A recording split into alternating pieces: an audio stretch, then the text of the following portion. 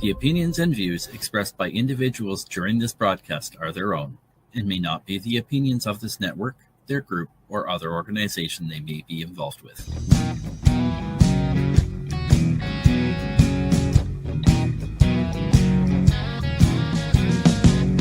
I'm looking at myself, reflections of my mind. It's just the kind of day to leave myself behind. So gently swaying through the fairyland of love. If you'll just come with me, you'll see the beauty of Tuesday evening news. Tuesday evening news.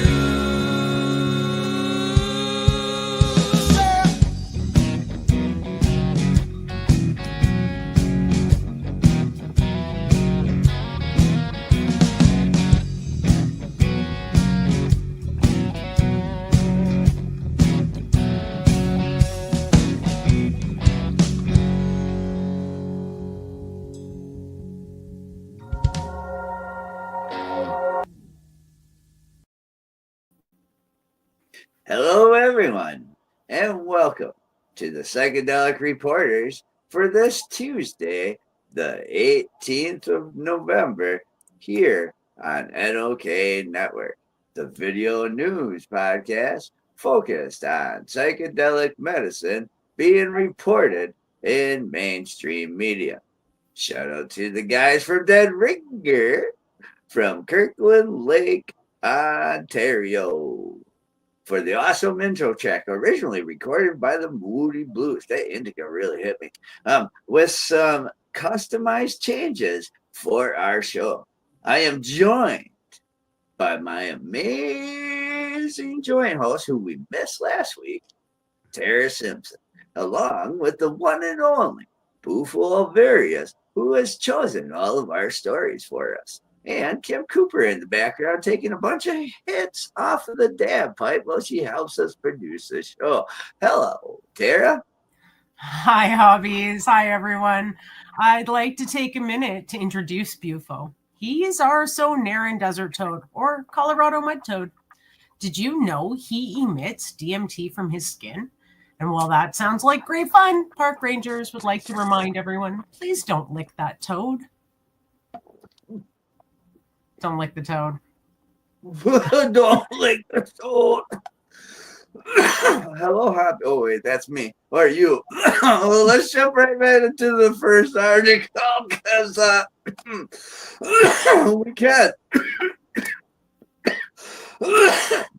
The first article comes from dailymall.co.uk. Biohacker Brian Johnson reveals he takes a psychedelic drug once a month to increase his lifespan. And this is by Sadie Whitelocks, U.S. senior health reporter. Ooh.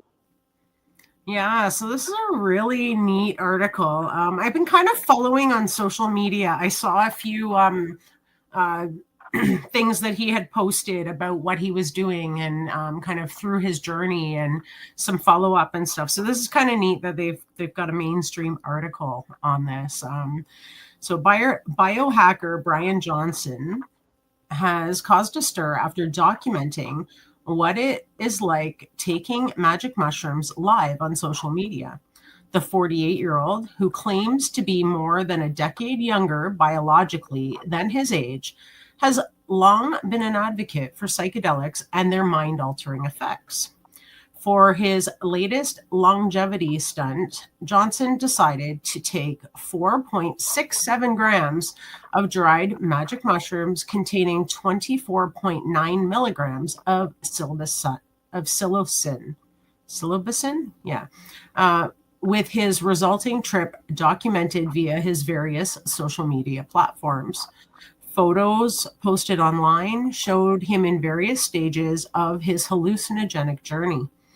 In the early stage, he is seen lying on the floor with an eye mask on, under a blanket in an apartment, in an apparent state of contentment, But then after getting up to go to the bathroom, an accompanying caption explains that he spent 10 minutes staring at a glass of water, asking his colleagues, what does it mean?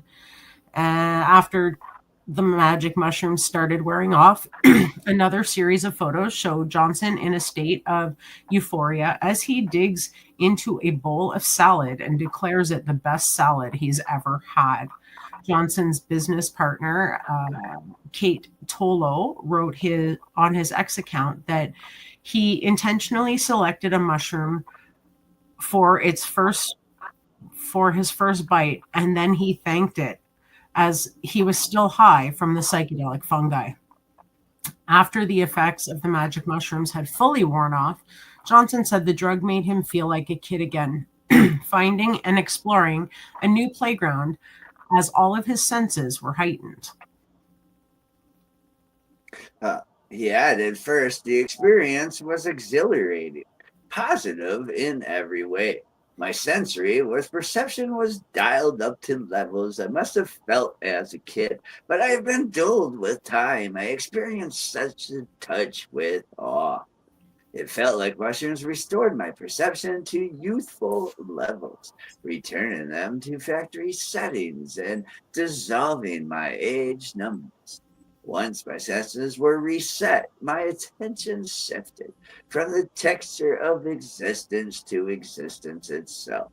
Many viewers deemed the content amazing and entertaining, while some said it was the happiest they have ever seen Johnson look. Others, however, slammed Johnson for promoting psychedelics, with one commenter writing, "Psychedelics are dangerous. I don't care what anyone says." The main active ingredient in magic mushrooms is psilocybin. In the body, psilocybin is converted into psilocin, which causes the psychedelic effects interacting with serotonin receptors in the brain. The psychedelic effects of mushrooms can include vivid visual and auditory distortions, such as enhanced colors, moving patterns, and altered perception of time, space. Emotions are often intensified, leading to the feelings of euphoria, awe, and anxiety, or not an and. Thoughts may also become more fluid or profound, sometimes producing a sense of insight or connection. The biohacker explained that he conducted the stunt under medical supervision in a large setting with a professional facilitator. He added the post for educational purposes to cover his ass, of course. And if you're curious for yourself, speak with your doctor. Great article. Yeah, it goes on to say in the U.S., psilocybin is classified at the federal level as a Schedule I controlled substance under the Controlled Substances Act, meaning it's illegal to distribute, possess, or manufacture. However, several states have modified laws to allow for its limited use, decriminalization, or supervised therapeutic access. While Johnson lives in California, magic mushrooms are not legal there, and he does not disclose where he bought or consumed the mushrooms. Johnson's facilitator, who is not identified, explained the magic mushroom powder is best mixed with orange juice as it helps prevent nausea and produces a faster onset. She explained that using this technique, someone should feel the effects in about 20 to 30 minutes, with the peak 2 to 3 hours after. The trip should start disappearing around 2 hours or so. After further posts, Johnson is seen laying on the floor wearing a brain monitor and eye mask as the magic mushrooms kick in.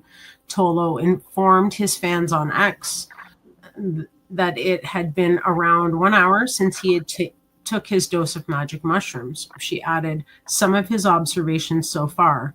Loves drum music he's listening to. Apparently, he started learning this style of drumming years ago. Described the described the dose as calm and pleasant. He's having a really lovely time. Sense of time is definitely warped. He thinks more time has passed than it has. He thinks that he has peaked and has a strong desire to look after people in the room, checking if we're okay. He asked me if I had eaten. We told him we were all good and he can focus on himself and the experience, and visual hallucinations are happening. Look at him there with this bowl of salad, eh?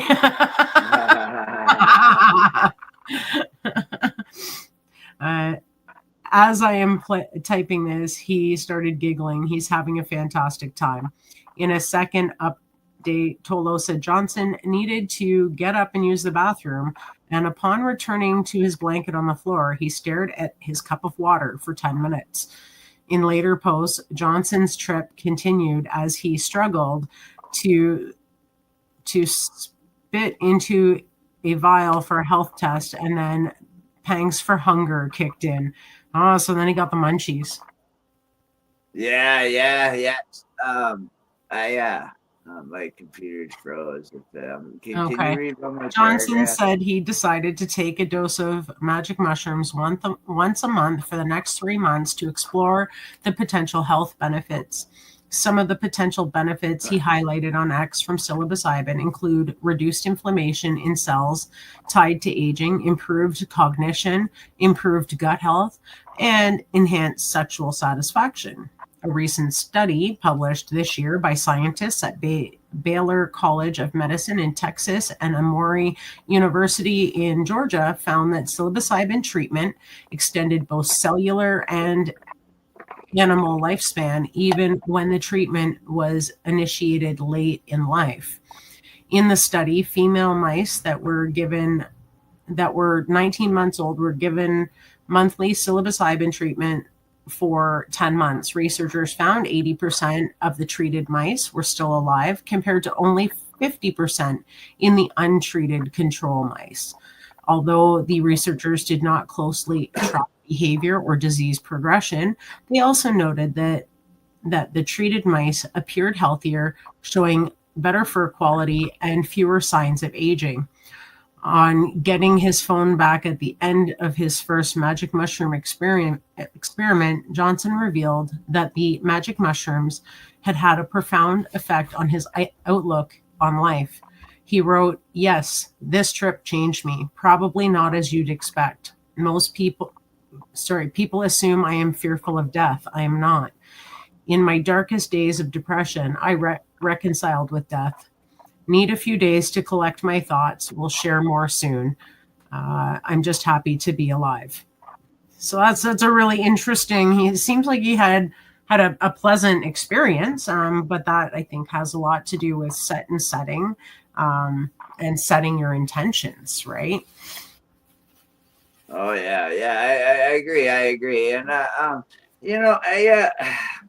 when I read this, I'm like, okay, I understand going on. You're informing people, but it's like when people start using this though for attention, so it's like, are you doing it for self? Is this a plot for run up your ratings?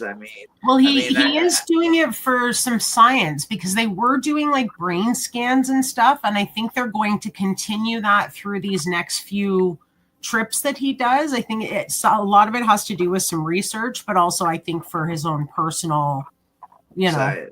Journey and science, and probably platform, right? Because it sounds like he's a biohacker. I've never heard of him, but I'm sure that, if they know him as that in the public space, he's obviously got a platform somewhere about it. I don't even know what the hell a biohacker is. I'm not 100% sure either, but I know it has a lot to do with like taking certain things to tap into certain parts of our like genetic makeup to make things better, is my understanding of it. But I don't know. It's a little weird and complicated in my opinion. All right. Well, I like make cannabis better and mushrooms better. If I was into mycology, I would do that as well. And so I get it. So I'm a bio puppet. There you go. Yeah. Our next next article comes out of Colorado. Saw not coming. This is a good read. A Manitou Springs athlete ran 500 miles to Moab in 11 days, eating psychedelics the whole way. Good for you, buddy. I hope he ate nutrients. Dante Liberto used to bare knuckle brawl and now trains cage fighters with a blend of psychedelics and mindfulness. A new documentary, Dante details his journey as he runs 500 miles, written by Jason Blevins. This is good.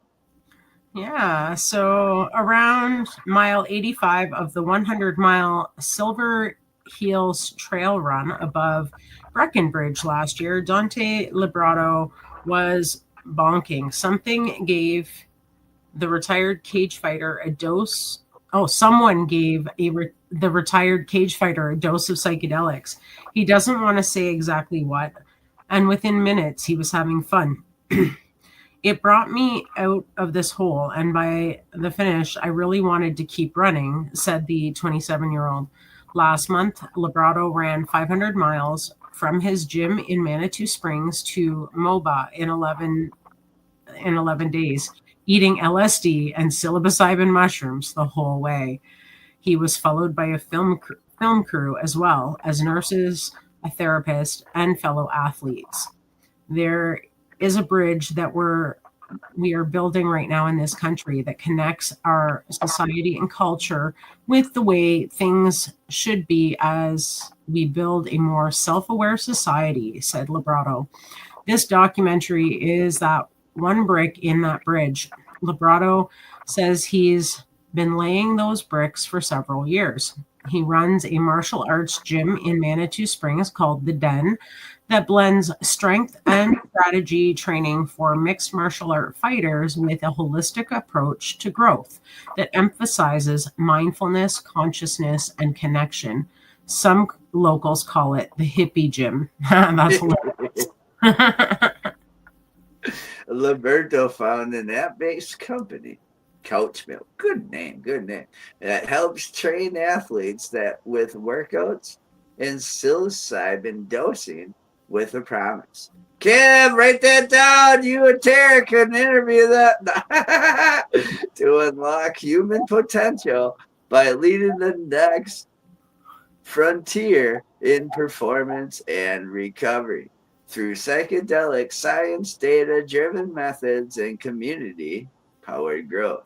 He's also coaching several competitive cage match fighters who train with psychedelics. The Couch Milk program infuses app-track data-based psychedelic use with training and recovery programs.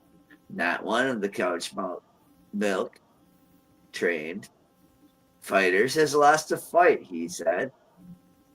There's a lot of conditioning that our society has done to think a certain way about what matters, telling us we need to have money and status and appearance and physique, he said. All that does is disconnect us from each other and our environment. I hope this movie can help with people see what really matters. The Dante documentary, check out the teaser that dropped this week, is by a new production company called Stuffer Films, founded by nascent Colorado Springs filmmaker Fernando Gonzalez. A year ago, Gonzalez participated in a month-long Buddhist retreat in South Korea. The last week was spent in silence, meditating for 10 hours a day. On his return home, he ended his life. After years of running a successfully dog training business, he ordered a $20,000 worth of camera equipment and decided to go all in making movies. Wow, $20,000 equipment. Cool. That's insane. Just like gonna switch professions altogether. Yeah. Dante, in his first project, he's in his first project, says he's paying for everything out of pocket. He tried getting sponsors. Running companies were initially intrigued by a retired bare knuckle brawler and a relatively new runner seeking transformation in a 500-mile run. We've had lots of meetings, and all these companies want a piece of this documentary until we mention the psychedelic part, said Gonzalez, who has launched a GoFundMe campaign to offset production costs. The second they heard psychedelics, they were out. They would tell us that they personally were taking psychedelics, but that it was not a good look for the brand. I understand that, but it seems hypocritical to take that stance around something that is being normalized in so many places. Gonzalez is not too troubled by the lack of support from the running world. This is not a running documentary. This is an inherently captivating story that will shake up the running community, he said. This is meant to inspire people to do difficult shit and pursue something that makes us feel human. And that's why I named this production company Suffer Films. Life is pain, life is suffering, and it's about how you react to it and how you deal with it to make life enjoyable and beautiful. The documentary features two different approaches to psychedelics. There is a ceremonial approach with a lot of reference and respect, and then there's the use of LSD and mushrooms as a performance enhancer. The latter is not well understood in circles outside the realm of people who are finding athletic benefits from less than large doses of psychedelics. And that's true. I mean, you don't need a lot. Just saying, the little bit of microdose LSD I do gives me like so much energy. I could see why they would think this is somewhat performance enhancing, because for myself, that's what I find. And same with mushrooms. It's like, okay, now there's that motivation. Let's get shit done, right? And just in a small microdose. I don't know in their case how much they're consuming in this case, but I could see it being helpful and not harmful. Right, and the energy exercising produces the endorphins in the brain, so you're triggering these healthy endorphins, natural endorphins at the same time. I would think it would be quite beneficial. And in fact, if it does work, it could be a method of therapy in using psychedelics with PSD or depression that gets you into the and that those endorphins sparking help you get rid. I could see how it would put out the duh.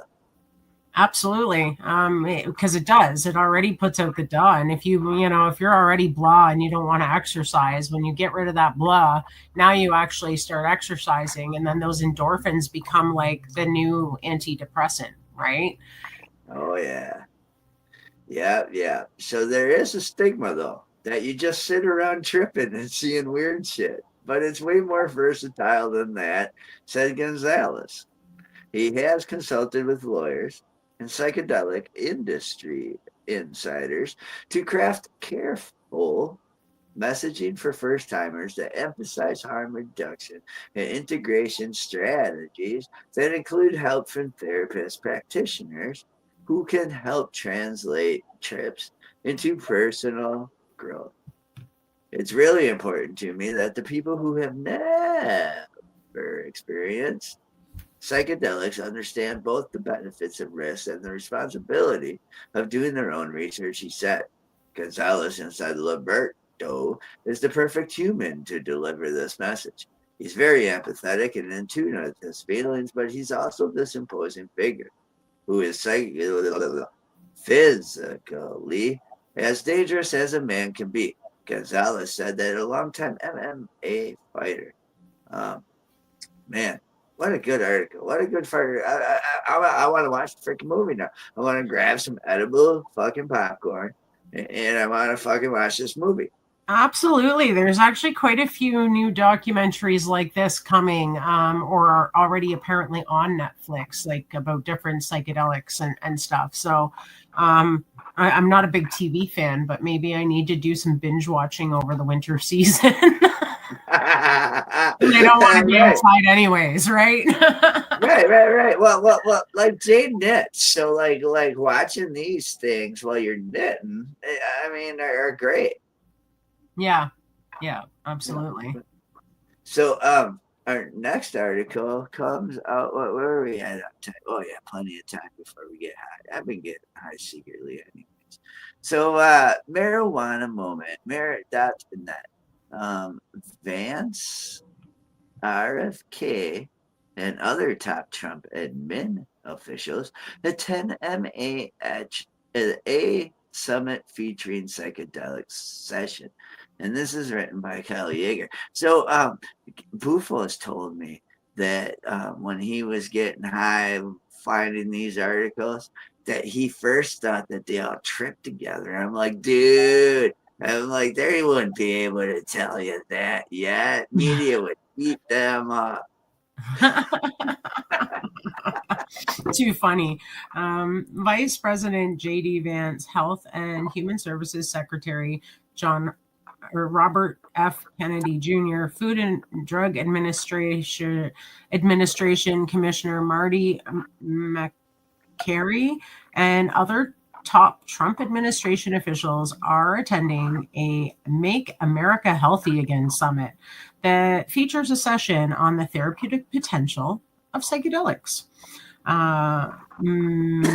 Met Oz, the administrator of the Center for Medicare and Medicaid Services, and Katie Miller, wife of President Donald Trump's advisor, Stephen Miller, are among those who will be in attendance at Wednesday's event, which is meant to broadly showcase the MAHA agenda and the areas of innovation in public health. Whether any of the high-profile attendees plan to go to the psychedelic session is uncertain, but the fact that the issue is receiving attention at the Trump Alignment Summit is notable. German investor Christian Angermayer? Seriously? Anyway,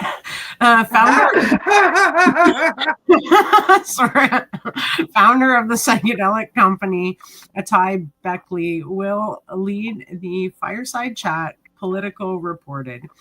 The biopharmaceutical corporation has been working to develop a 5-MeO DMT therapeutic for the treatment of severe depression. The session is titled Psychedelic Medicine, the Next Frontier in Mental Health.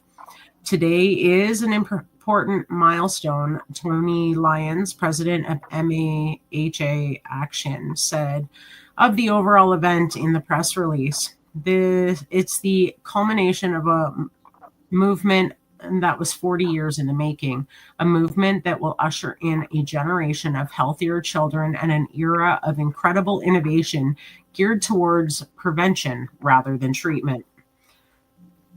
The vice president, for his part, previously expressed interest in psychedelics therapy, telling podcaster Joe Rogan last year that he's fascinated by the topic, that he'd like to learn more about potential regulatory pathways to provide medical access to substance like MDMA and psilocybin. Kennedy campaigned on legalizing and taxing psychedelics to support mental health treatment programs back when he was running for the 2024 Democratic presidential nomination. And he's continued to be involved in conversations about advancing the issue since joining the Trump administration as head of HHS. In June, Kennedy said his agency is absolutely committed to expanding research on the benefits of psychedelic therapy, and alongside of FDA, head of FDA, yeah, don't get excited, is aiming to provide legal access to such substances for military veterans with 12 months. FDA's Mercury also says in May that exploring the therapeutic potential of psychedelics such as psilocybin and ibogaine is top priority for the Trump administration, especially when it comes to helping military veterans grapple with trauma from being sent to fight unnecessary wars. Meanwhile, U.S. Department of Veteran Affairs, VA, official recently said that the federal government needs to gear it up, provide medical medicines to veterans, and ensure that the therapists are equipped to facilitate with novel therapy. Yeah. Former, yeah. Can you imagine if they're sitting around already trying to get their buddies in, when they say that this whole like this novel therapy, do they already have people in mind, or are they going to allow people to prove themselves in this novel therapy? Yeah, it's interesting, eh?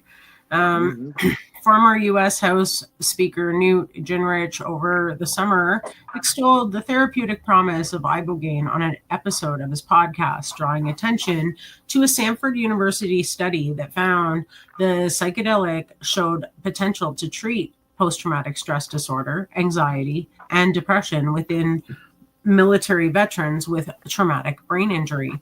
The message around the therapeutic potential of psychedelics has been getting out in a number of ways, including prominent conservative media circles and within the Trump administration.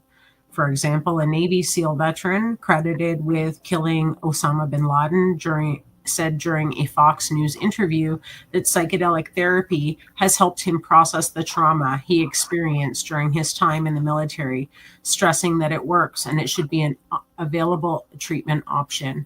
That interview came days after the U.S. House of Representatives included an amendment to the spending bill from Representative Louis Corriera, Democrat, and Jack Bergman, Republican, that would encourage VA to support research into the benefit of psychedelics in treating medical conditions commonly affecting military veterans. The VA Secretary Doug Collins also disclosed in April that he had an eye-opening talk with Kennedy about the therapeutic potential of psychedelic medicine, and he said he is open to the idea of having the government provide vouchers to cover the cost of psychedelic therapy for veterans who receive services outside VA as Congress considers pathways for access. Collins also recently visited a facility conducting research on psychedelics, and he reiterated that it is his promise to advance research into therapeutic potential of the substances, even if they might take certain policy changes within the department or congressional support. The secretary's visit to the Psychedelic Research Center came about a month after the VA secretary met with a military veteran who's become an advocate for psilocybin access to discuss the therapeutic potential of psychedelic medicine for the veteran community. Collins also briefly raised the issue in a cabinet meeting with the president in April. Correa and Bergman, co-chairs of the Congressional Psychedelic Advancing Therapies Caucus, introduced a bill in April to provide $30 million in funding annually to establish a psychedelic-focused centers of excellence at VA facilities where veterans could receive novel treatment, including substances like psilocybin, MDMA, and ibogaine. Bergman has also expressed optimism about the prospects of advancing psychedelic reform under Trump, arguing that the administrative efforts to cut spending and the federal workforce will give agencies spines to tackle such complex issues. Wow, eh? They're still arguing about all this shit. It is. You know, I when I first was hearing this from Bufo, I got all excited, but in a way, I'm like, dude, man, it's one of those things that you get a bunch of administrators, FDAs, they're getting these lessons, but what does it actually do? It just still feels like I'm getting the blowjob effect here. Kennedy, for his part, also said in April that he had a wonderful experience with LSD at 15 years old. And let me tell you, Bufo also said that news articles, agencies, everybody's talking that Kennedy said he was on fucking drugs. Like, that was all for like 3 pages of searching for articles, he said. I believe it. Because again, like, heaven forbid he took some acid. Meanwhile, past presidents like Clinton were railing lines off of prostitutes' boobs, I'm sure, right? Like, come on. Yeah. Which he thought he would be able to see dinosaurs as portrayed in the comic book he was a fan of.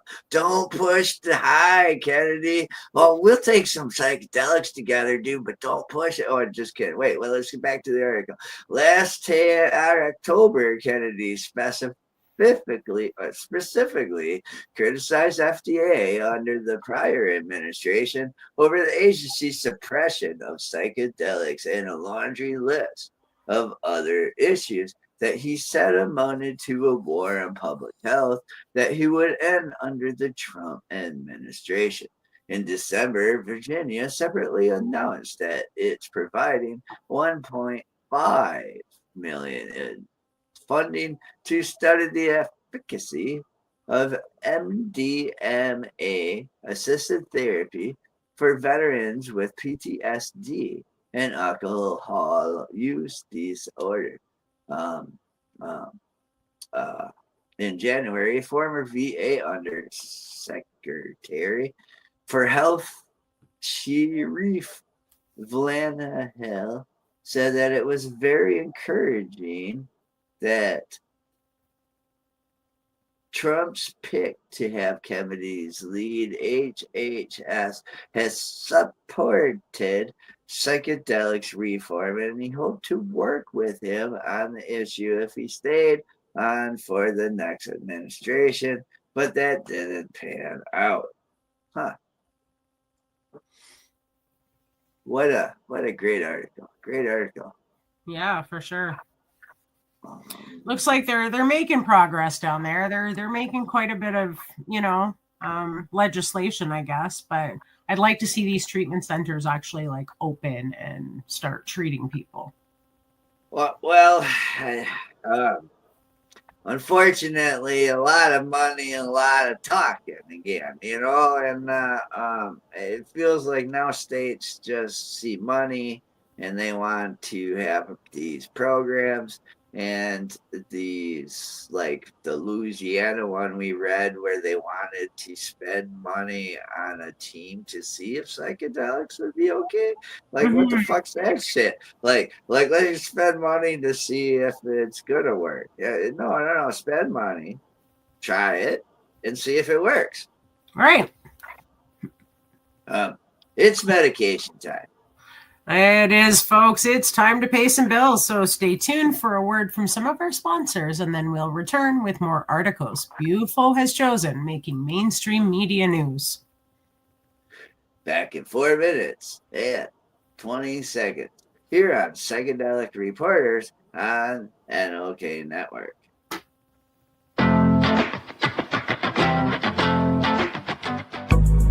Are you frantically pounding away on your keyboard these days?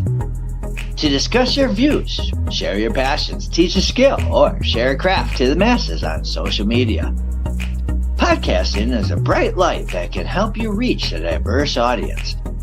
And the NOK Network can help.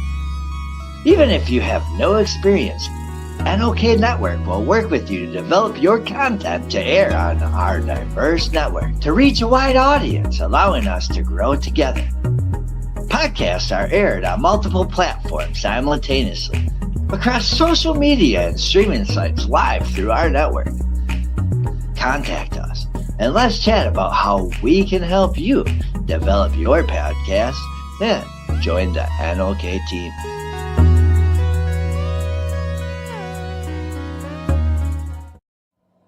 Hey, hi, my name is John Mark, aka Sublimator Warrior, and I would like to welcome you to Smoke Signal in Tyndinaga. One dab make your whole dome drip sweat. One dab make the homies all dip set. Smoke Signals, Tyndinaga. Smoke Signals, Tyndinaga. Smoke Signals, Tyndinaga. Ooey, ooey, gooey, that's a sticky dab. Sticky dab. Might just have to put this one on Instagram. Smoke Signals, Tyndinaga. Hold it in, feel it in your wrist. Smoke Signals, Tyndinaga. Check us out in Tyndinaga. 55 Highway 49 in Tyndinaga. It's on the res, and we're open from 10 a.m. to 8 p.m. 7 days a week.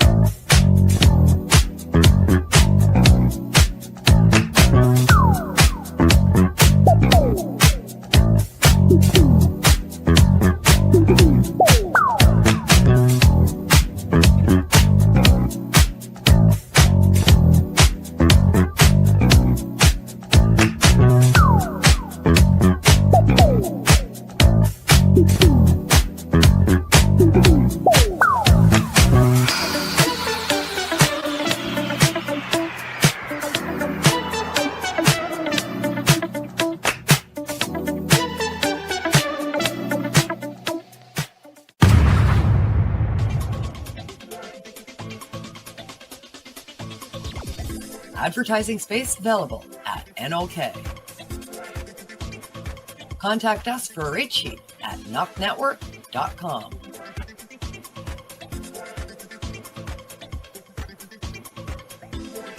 Send us a message on our social media platforms or email us at info@noknetwork.com.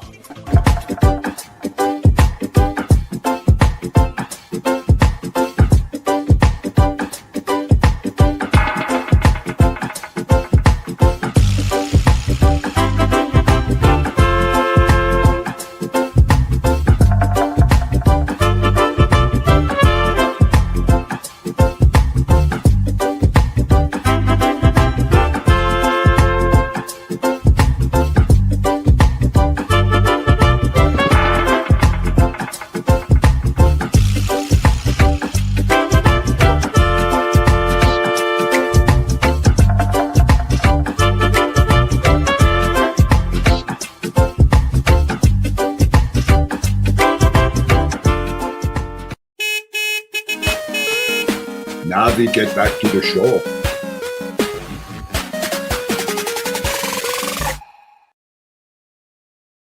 And we're back from our medication session live here on Psychedelic Reporters on NOK Network.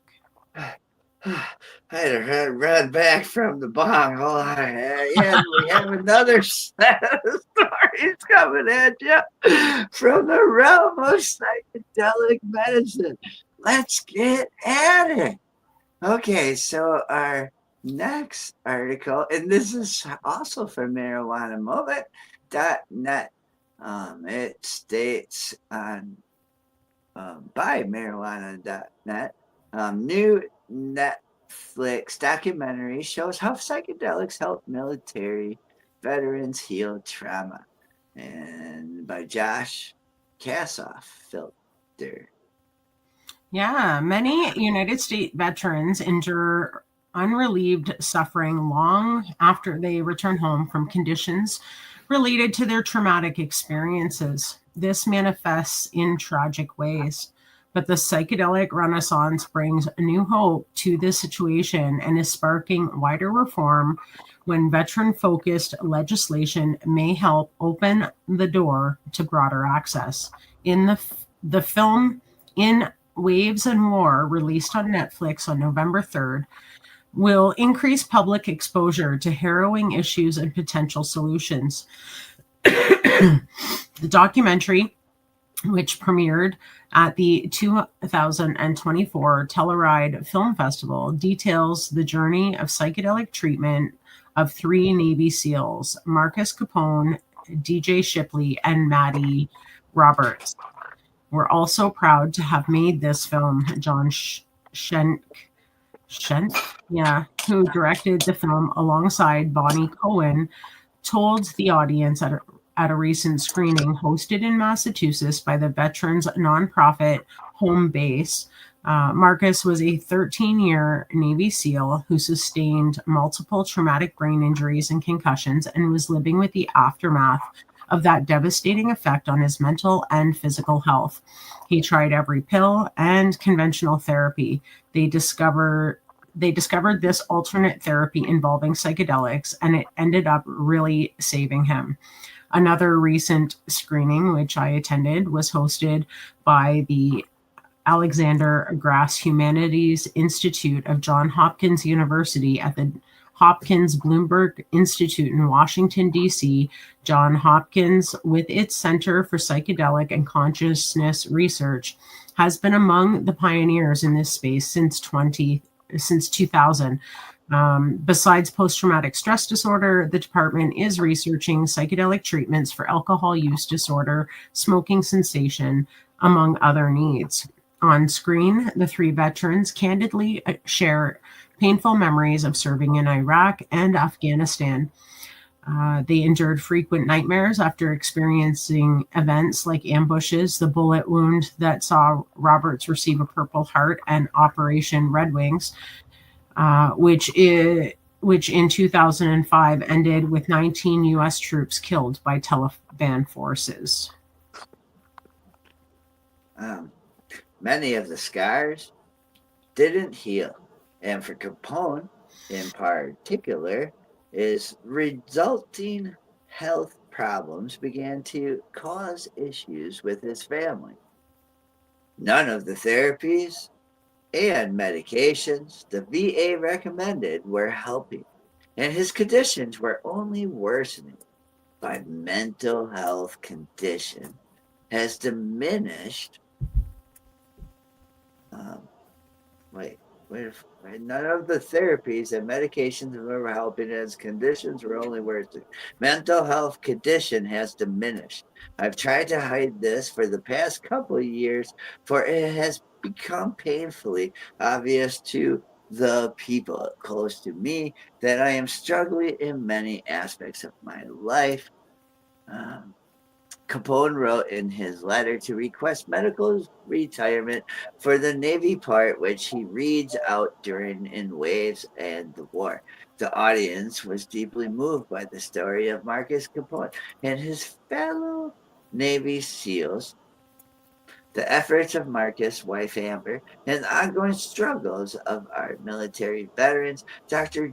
Virginia Jewis, the moderator of the DC panel discussion and a professor of Humanities Institute, told Filter after the event, "We were all stunned and dismayed to learn of the high suicide rates among the military."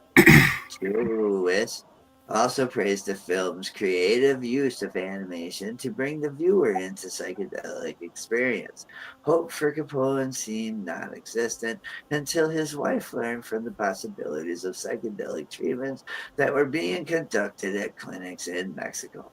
The therapies utilized Ibogaine and DMT, naturally occurring psychedelics that are prohibited under Schedule 1 of the Controlled Substances Act in the U.S. Capone was apprehensive, but the persuasion eventually an ultimatum for his wife's family. He went to Mexico. He found the treatment extraordinarily effective. He described Ibogaine new possessive closure on treatments, past traumas, such as drowning, death of a close friend and fellow SEAL. He believes this is unlikely to have happened through any VA-sanctioned therapies. All of our friends that are suffering, he told his wife after his trip, he needs to introduce him to the Get Better.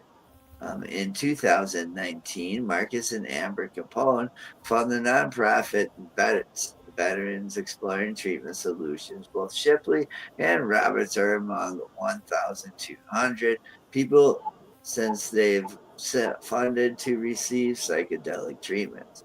We can't meet the demand, Capone told PBS News. We've overwhelmed with applications, and I'd say we can accept one out of every 10. Advocates have long urged that veterans and other people in need should be able to receive psychedelic treatment without the cost and difficulty of having to leave the country. There are signs they're getting through.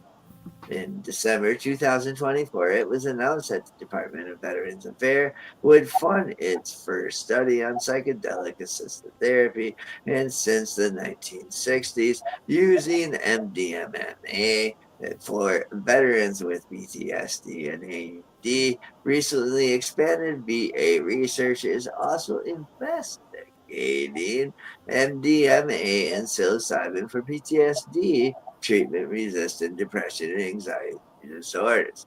During animated sequences in the film, through SEALs describe their experiences with ibogaine and DMT of overcoming to personal peace with only the traumas of war, but also traumatic events from lifelong listed.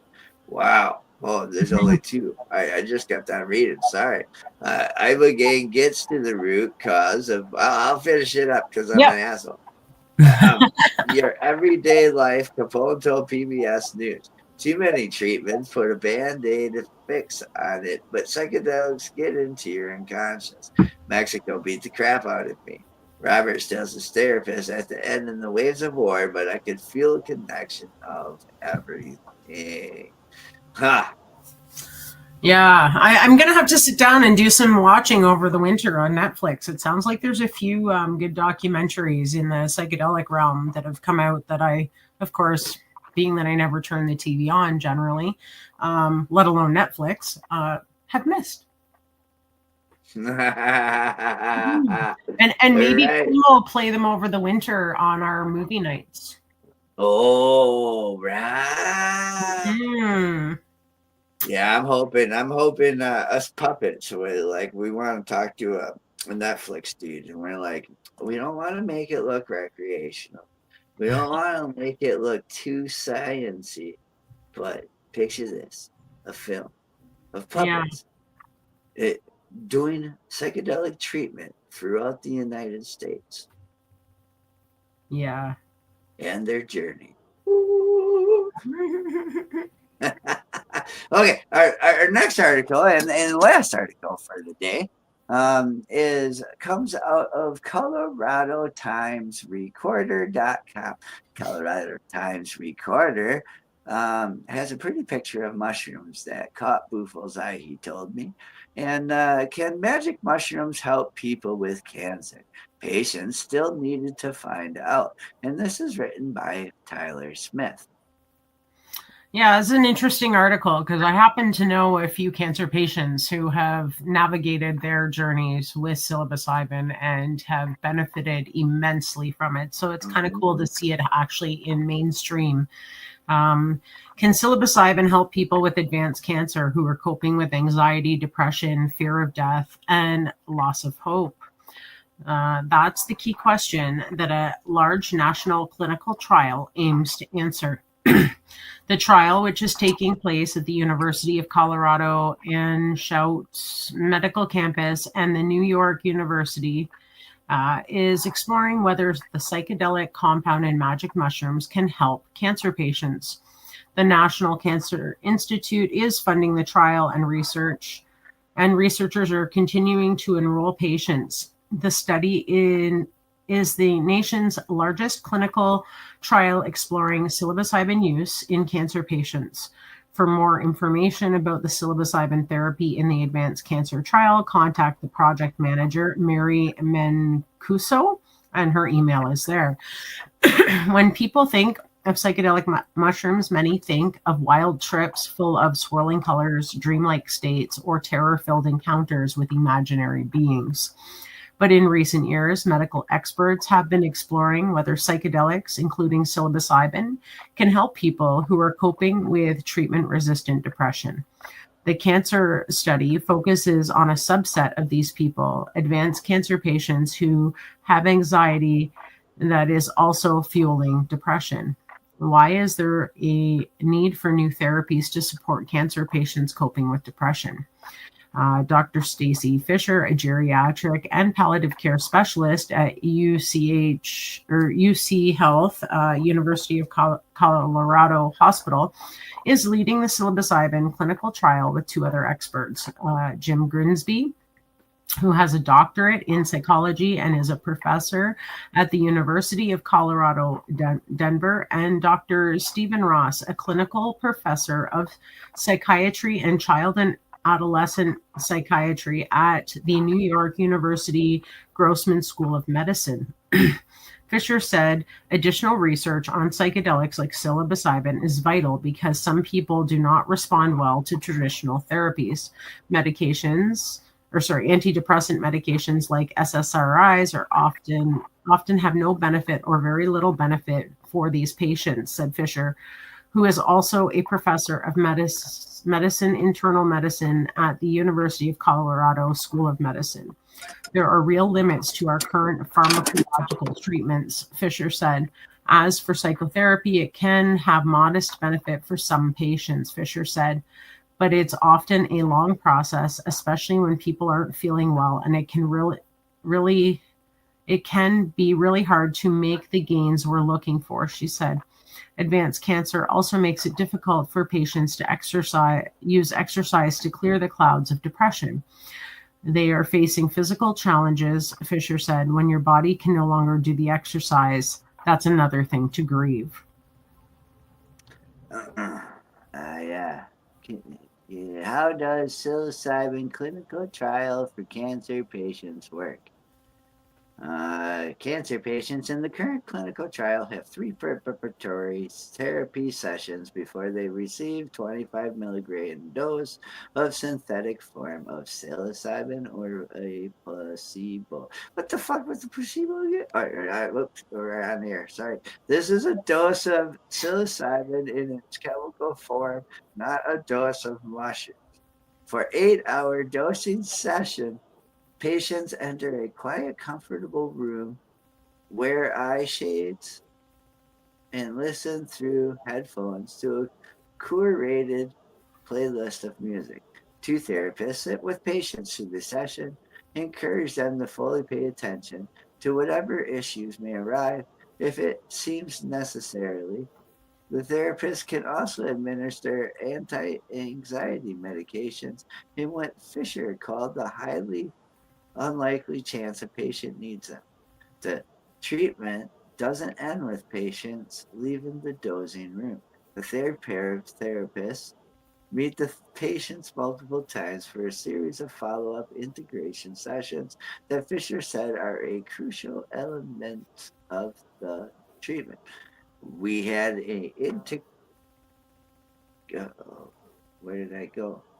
Oh, there I am. We call it integration because it's an opportunity for patients to integrate the experience of the dosing session into larger context of their lives, she said. The Center for Psychedelic Research has assumed a major role in training people to facilitate psychedelic-assisted mental health care. The center operates a 16-week program organized by Vivian Schwab, Director of Education and Training in the University of Colorado Denver Center for Psychedelic Research. But this is the first state approved by the Colorado Department of Regulatory Agencies under the Natural Medicine Health Act passed in 2022. Grigsby said the facilitator training program is a vital part of administering psychedelics ethically. The idea decades old that people take psychedelics have a much better chance for a fruitful experience in a safe physical and social setting, accompanied by the individuals with whom they had established trust. And these kinds of interactions contribute to a healing of security, safety, and confidence. And people who are conducting a study, the Grigsby said, how do patients respond to psilocybin treatment? So, with all the careful preparation, what do patients with advanced cancer experience after taking the psilocybin? Fisher does not know which patient received the dose of psilocybin versus the placebo and can't comment on individual experience in the trial. Man, I don't know if I could sit and get high with someone in the room, like a stranger like that. I don't give a fuck if I met you like 2 weeks, 3 weeks. I'm paying you to like me. So I don't know if I feel comfortable to fucking get high. I don't know. Yeah, I think that would be a very individual thing. Yeah. So where we leave off here. Ross's 2016 Ross's 2016 study, however, reported in the Journal of Psychopharmacology, found that patients quickly experienced less depression as well as decreased cancer-related existential distress, increased spiritual well-being and quality of life, and improved attitudes towards death. The effects potentially lasted as long as 8 months after treatment, the author said. Some patients in Ross's study also reported mystical type experiences that contributed to decreasing their symptoms of depression and anxiety. People often describe this experience as ineffable or beyond words, Fisher said. It's the idea that we're all part of something bigger than ourselves and that we're all connected, and that this isn't a subjective belief, it's an objective reality. Such reports often involving people experiencing loss of ego have roots that stretch far back in time, Grimsby said. They are subjectively very similar to the kinds of experiences that have been reported around the world by many people of different religions and philosophical orientations, he said. Research into psychedelics in the 1950s also included descriptions of people having mystical type experiences. Decades later, Dr. Roland Griffiths, professor in the departments of psychiatry and neurosciences at the Johns Hopkins University School of Medicine, documented a 2008 study spontaneously occurring mystical experiences among volunteers who took psilocybin under controlled conditions. Volunteers called these mystical excursions among the most personally meaningful and spiritually significant experiences of their lives. Griffith said his co-authors wrote, and they produced positive changes in attitude, mood, altruism, behavior, and life satisfaction. Exploring psilocybin's impact on anxiety and depression in advanced cancer patients. Grigsby emphasized the mystical experiences with psilocybin are relatively infrequent, and while they can have profound therapeutic effects, he does not believe they are a prerequisite for people finding relief from anxiety, depression, moral distress, or other symptoms. There is something about the nature of the psychedelic experience itself that has a therapeutic effect, Grigsby said, warning that almost anything we say about that oversimplifies it. He said, psychedelics seem to drive in some people a loss of ego and enhance connectivity between areas of the brain.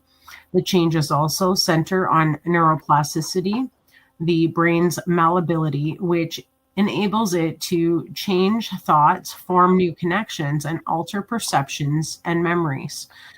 Fisher said the broad scope of research into the therapeutic power of psychedelics puts the lie to the old anti-drug commercial that featured a split screen showing an egg in a pan with no heat under it, your brain, and a frying egg, your brain on drugs. I remember those commercials. What propaganda. Oh my God. They said that about weed too.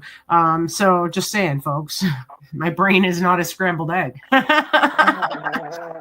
Actually, when you look at the functional MRIs of what's happening when people have taken psychedelics, it's like their whole brain is lit up with connections, she said.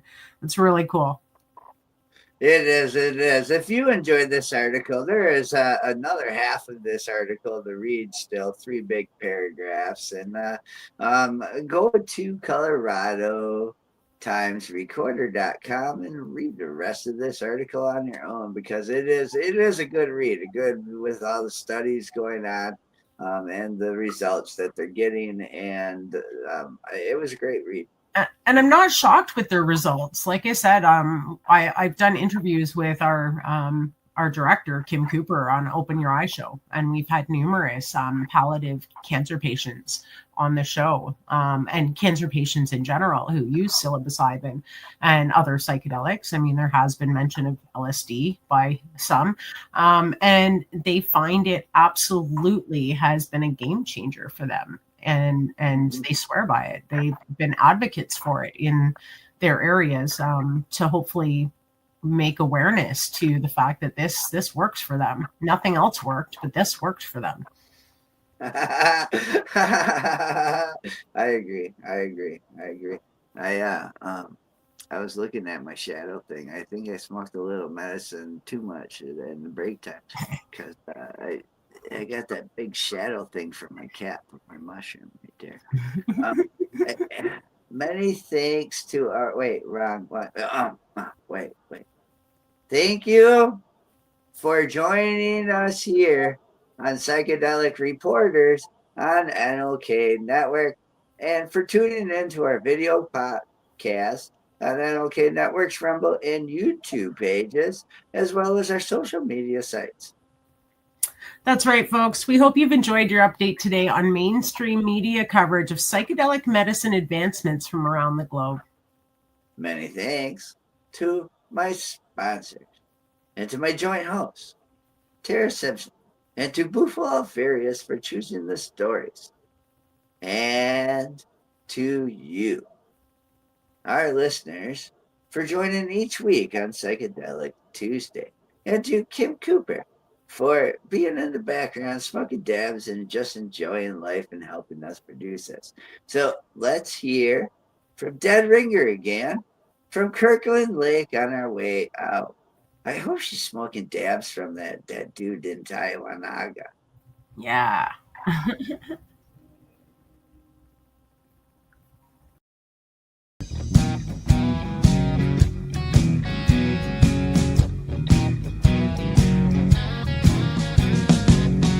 Looking at myself, reflections of my mind. It's just the kind of day to leave myself behind. So gently swaying through the fairyland of love. If you'll just come with me, you'll see the beauty